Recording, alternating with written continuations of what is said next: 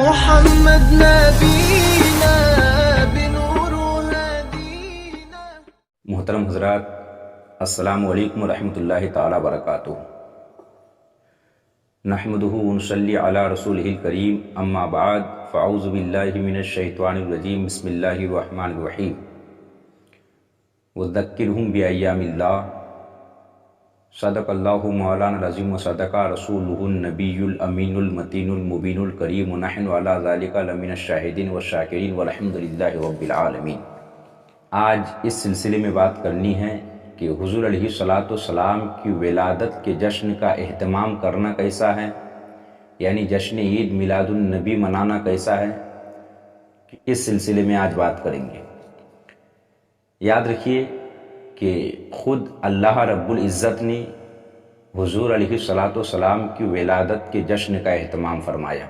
حضور محمد عربی صلی اللہ تعالیٰ علیہ وسلم کی ولادت کی خوشی فرشتوں نے بھی منائی، صحابہ کرام نے بھی منائی، اور خود حضور علیہ الصلاۃ والسلام نے اپنی ولادت کی خوشی منائی۔ اللہ تبارک و تعالیٰ قرآن پاک میں ارشاد فرماتا ہے، وذکرہم بایام اللہ، انہیں اللہ کے دنوں کی یاد دلاؤ۔ یہاں ایام اللہ سے مراد مفسرین نے کہا اللہ کی نعمتیں۔ ظاہر ہے کہ اللہ کی نعمتیں بہت ساری ہیں، لیکن خود اللہ نے جس نعمت کا اپنی مخلوق سے احساس دلایا، وہ نعمت محمد عربی صلی اللہ تعالیٰ علیہ وسلم کی ذات بابرکات ہے۔ اللہ تعالیٰ نے خود فرمایا، لقد من اللہ علی المؤمنین اذ بعث فیہم رسولا، کہ بے شک اللہ نے انہی میں سے ایک رسول بھیج کر مومنوں پر اللہ نے احسان کیا۔ اللہ تعالیٰ نے اس دنیا میں ہزاروں لاکھوں کروڑوں نعمتیں اللہ نے مخلوق کی خاطر بھیجی، کسی بھی نعمت کا احسان اللہ نے نہیں جتایا سوائے محمد عربی صلی اللہ تعالیٰ علیہ وسلم کی اس نعمت کے۔ تو محمد عربی صلی اللہ تعالیٰ علیہ وسلم اللہ کی تمام نعمتوں میں سب سے بڑی نعمت ہے۔ اب آپ سمجھیے کہ اللہ تعالیٰ نے کہا وذکرہم بایام اللہ، اللہ کے دنوں کا انہیں یاد دلاؤ۔ اس قسم کی اور بھی بہت ساری آیتیں ہیں جن سے پرانی یادوں کے منانے اور یادگار کے قائم رکھنے کا حکم ثابت ہے۔ یاد رکھیے، لبیک اللہم لبیک، یہ جو حج کا تلبیہ ہے، یہ حضرت ابراہیم علیہ نبی جنا علیہ الصلاۃ والسلام کی پکار کا جواب ہے۔ اس کے علاوہ حجر اسود کا بوسہ خود سرکار کائنات صلی اللہ تعالیٰ علیہ وسلم کے بوسہ کی یادگار ہے۔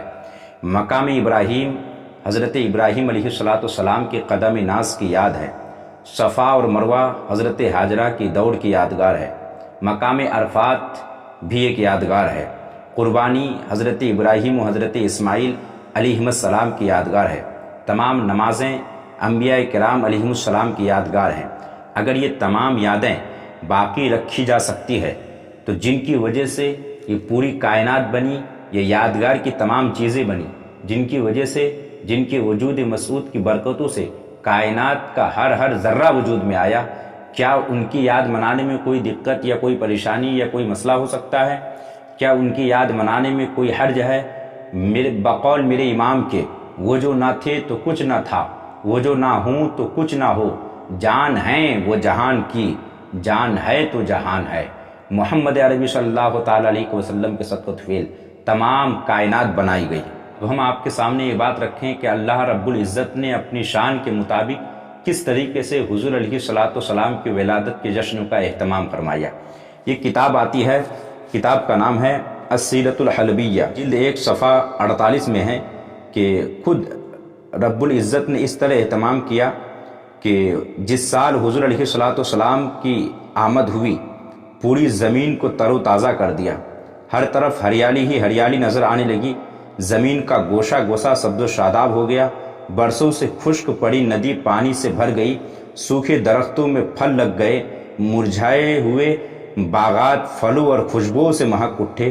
سیرۃ الحلبیہ میں ہے کہ جس سال نور محمدی صلی اللہ تعالیٰ علیہ وسلم سیدہ آمنہ رضی اللہ تعالیٰ عنہا کے شکم اطہر میں ودیت ہوا، وہ فتح و نصرت و تازگی اور خوشحالی کا سال کہلایا۔ ہاں، قریش اس سے پہلے معاشی بدحالی، اسرت، تنگ دستی اور قحط سالی میں مبتلا تھے۔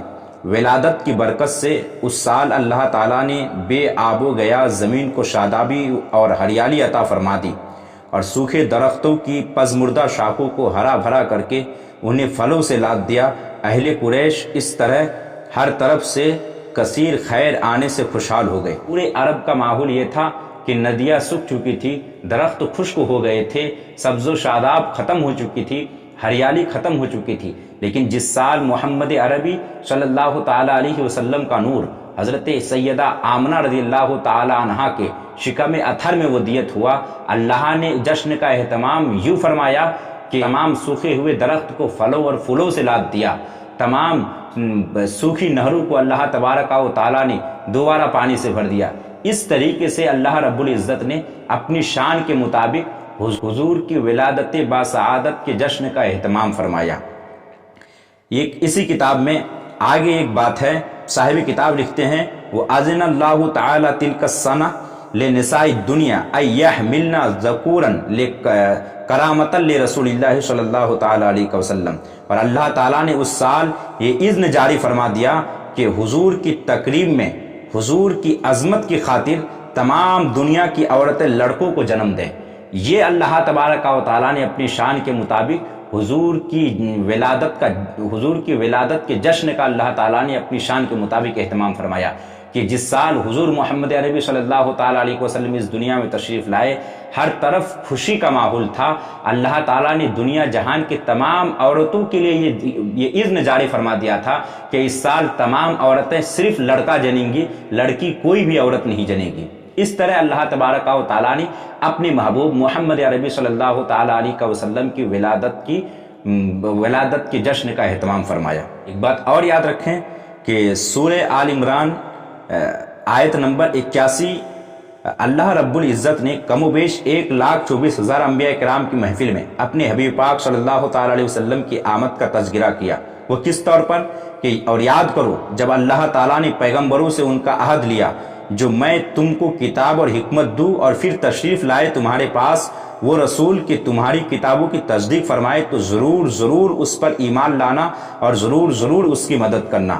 یاد رکھیے اس آیت کریمہ کے تحت بہت سارے مفسرین نے کہا کہ یہ سب سے پہلی محفل میلاد تھی جسے اللہ تبارک و تعالیٰ نے منعقد فرمایا، اور اس محفل کے شرکا صرف اور صرف انبیاء کرام علیہم السلام تھے۔ اس طرح اللہ رب العزت نے اپنے محبوب محمد عربی صلی اللہ تعالیٰ علیہ وسلم کی آمد کے جشن کا اہتمام فرمایا۔ اگلی بات میں آپ کے سامنے یہ رکھوں کہ حضور علیہ الصلوۃ والسلام نے خود اپنی ولادت کی خوشی منائی ہے۔ حضرت ابو قتادہ رضی اللہ تعالیٰ عنہ سے روایت ہے کہ رسول اللہ صلی اللہ علیہ وسلم سے پیر کے دن روزہ رکھنے کے بارے میں سوال کیا گیا تو آپ صلی اللہ علیہ وسلم نے فرمایا اسی روز میری ولادت ہوئی، اسی روز میری بعثت ہوئی، اور اسی روز میرے اوپر قرآن نازل کیا گیا، اس وجہ سے میں آج کے دن روزہ رکھتا ہوں۔ یہ حضور علیہ الصلوۃ والسلام نے فرمایا۔ اس کے علاوہ ایک حدیث پاک ہے جس کو صاحب فتح الباری نے علامہ حجر عسقلانی کے حوالے سے نقل کی کہ حضرت انس رضی اللہ تعالیٰ عنہ سے روایت ہے نبی کریم صلی اللہ علیہ وسلم نے اعلان نبوت کے بعد اپنا عقیقہ فرمایا۔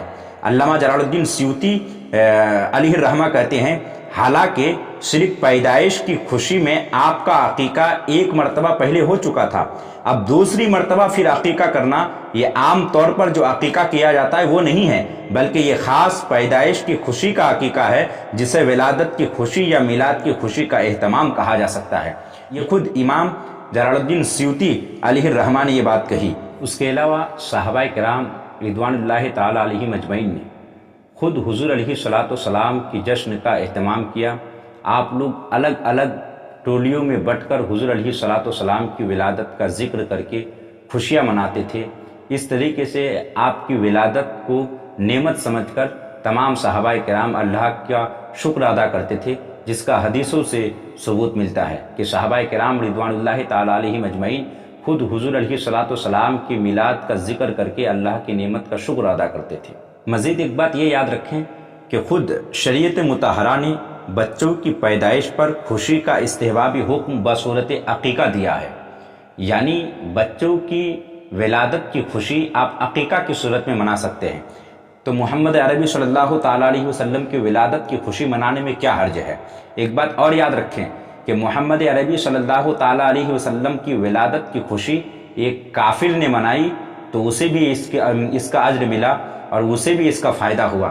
آپ کے سامنے میں بات رکھوں جس بات کو امام بخاری نے خود دوسری جلد میں نقل کیا ہے کہ ابو لہب کے مرنے کے بعد حضرت عباس رضی اللہ تعالیٰ عنہ نے خواب میں بری حالت میں دیکھا اور پوچھا مرنے کے بعد تیرا کیا حال رہا؟ ابو لہب نے کہا کہ تم سے جدا ہو کر میں نے کوئی راحت نہیں پائی سوائے اس کے کہ میں پیر کے دن تھوڑا سا سیراب کیا جاتا ہوں، کیونکہ میں نے محمد صلی اللہ تعالیٰ علیہ وسلم کی پیدائش کی خوشی میں اپنی لونڈی صوبیہ کو آزاد کیا تھا۔ یاد رکھیے کہ یہ کافر بھی اگر حضور علیہ السلام کی ولادت کی خوشی منائے تو اس کا فائدہ ایک کافر کو پہنچ رہا ہے۔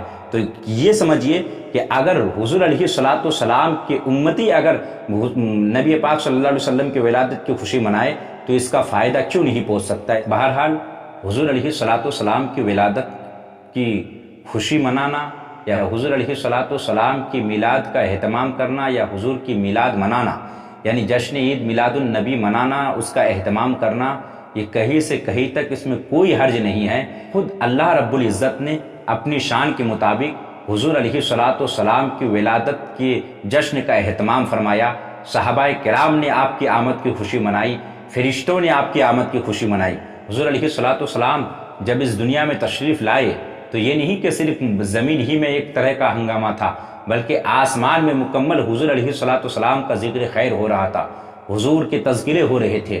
خود سرکار اعلیٰ حضرت کے قول سے سمجھ میں آتا ہے، ایک شعر ہے کہ عرش پہ تازہ چھیڑ چھاڑ، فرش پہ طرفہ دھوم دھام، کان جدھر لگائیے تیری ہی داستاں ہے۔ فرشتوں نے خود حضور علیہ السلام کی آمد کی خوشی منائی ہے۔ حضور علیہ السلام کی آمد کا جشن فرشتوں نے خود منایا ہے۔ بہرحال حضور علیہ السلام کی ولادت کی خوشی منانا، حضور کی آمد کی خوشی منانا، حضور کی آمد کا جشن منانا، جشن عید میلاد النبی منانا، یہ اللہ کی سنت ہے، صحابہ کرام کی سنت ہے، فرشتوں کی سنت ہے۔ خود اللہ تبارک و تعالیٰ نے اپنی شان کے مطابق حضور علیہ السلام کی ولادت کے جشن کا اہتمام فرمایا اور صحابہ کرام نے بھی آپ کی آمد کی خوشی منائی۔ ایک آخری بات یہ کہ اگلا بیان میں انشاءاللہ بہت دلائل کے ساتھ آپ کے سامنے اس طور پر رکھنے کی کوشش کروں گا کہ محدثین عید میلاد کے تعلق سے محدثین کے کیا نظریے ہے، ان کا کیا ماننا ہے، وہ اس تعلق سے کیا کہتے ہیں، وہ اس لمحے کو، اس گھڑی کو، اس اہتمام کو، اس جشن کو اپنے لیے کیا سمجھتے ہیں، اس تعلق سے انشاءاللہ میں آپ کے سامنے پیغام رکھنے کی کوشش کروں گا۔ بولنے میں کسی طرح کی کوئی لغزش ہوئی ہو استغفار کریں۔ استغفر اللہ ربی من کل ذنب و اتوب الیہ وما علینا الا البلاغ۔ السلام علیکم ورحمۃ اللہ۔